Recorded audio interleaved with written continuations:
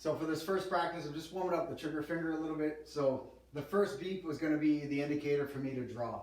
So once I draw this first target that you see here, I want a stable sight picture and front sight with a good solid grip. The second beep that you'll hear will be my indicator to move. So I'm going to move the point of reference to another target. The idea here is to feel where the resistance point is of the trigger, so we're at the wall. And the idea is I want to be good control with the trigger from the first target to the second target, but without breaking the shot. So I want to be able to move, see the target, have a clear picture with the front sight, but at the same time be aware of what's going on with the trigger finger to not inadvertently release the trigger springs and break that shot. All right? So this will be the first practice. So the timer is set on delay between 1.5 and 4.5 seconds. And then there's going to be 2 beeps, which will be the 2-second par time. All right, so this is how the drill looks. I'm going to draw, find my sights. Second beep, I'm going to respond. And as I respond, the idea is here, my eyes will divert to that target, and we're trying to avoid overshooting the target and then bringing the front sight to fall back onto that small target that you see to the right. All right, so once again.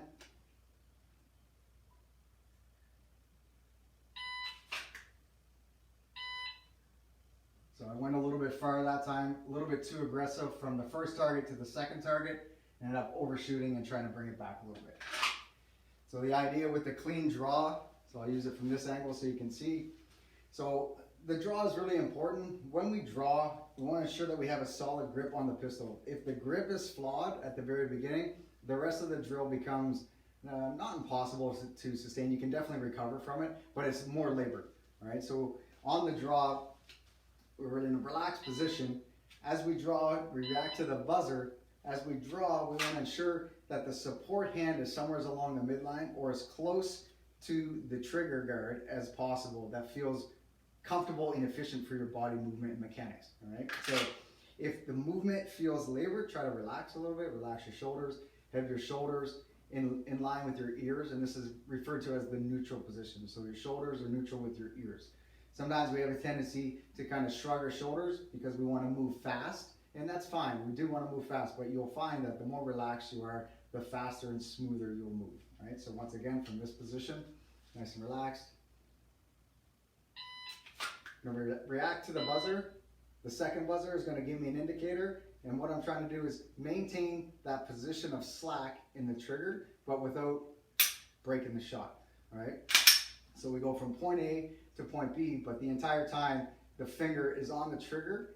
We're taking up as much slack in that trigger, trying our best not to break that shot. Right? So once again from this angle, and then we'll move back to the targets. So we're relaxed. First buzzer is going to go off. That's our reaction.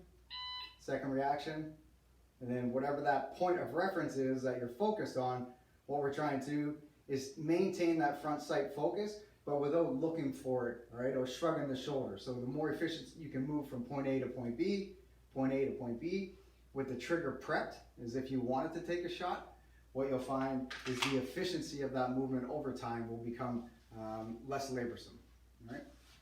So once again, I'm gonna rack the action, react to the buzzer, point A, and then point B, reacting to the buzzer.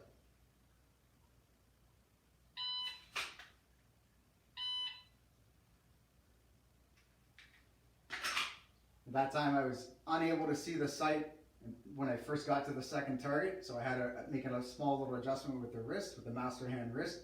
That way I was able to see the front sight become focused in the event that I wanted to take that shot. All right? So once again, back to the buzzer.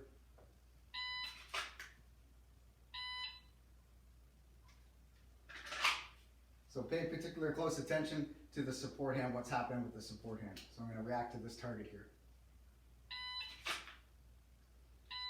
So with this position here, the closer that you can get the two hands to join together will help you press the gun out to the point of reference or to what it is that you're trying to actually shoot or aim at in this particular case. All right, so again,